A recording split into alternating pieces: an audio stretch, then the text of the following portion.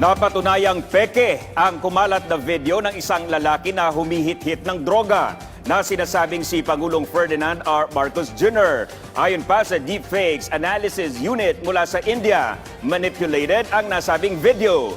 Ang detalye sa ulat ni Kenneth Pasyente. Peke at minanipula. Yan ang naging resulta ng pag-aaral ng mga eksperto sa kumalat na video ng isang lalaki na humihit-hit ng droga na ayon sa mga kritiko ay si Pangulong Ferdinand R. Marcos Jr.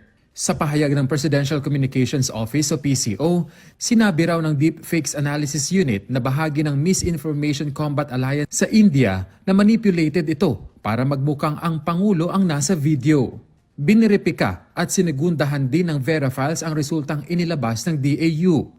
Batay sa detalyeng ibinahagi ng Verifiles na mula sa DAU, kahina-hinala raw ang video at pinaniniwala ang ginamitan ng tinatawag na face swap. Ayon sa PCO, patunay lamang ito na absuelto ang Pangulo mula sa hakbang ng ilang individual na siraan ng presidente. Hinimok naman ni PCO Acting Secretary ang publiko na maging mapanuri sa mga kumakalat na trending videos na may layuning manira ng pagkatao ng iba. Tiniyak din ang kalihim na patuloy na tututukan ng pamahalaan ng fake news kasabay ng pagbibigay ng direktiba sa ibang ahensya ng gobyerno na pag-igtingin pa ang kanilang kampanya laban sa misinformation at mapanirang digital at online posts. Matatandaang nauna ng pinabulaanan ng PNP at NBI ang naturang Polvoron video at binigyang diin na hindi akma ang facial images ng lalaki sa video sa facial features ng Pangulo.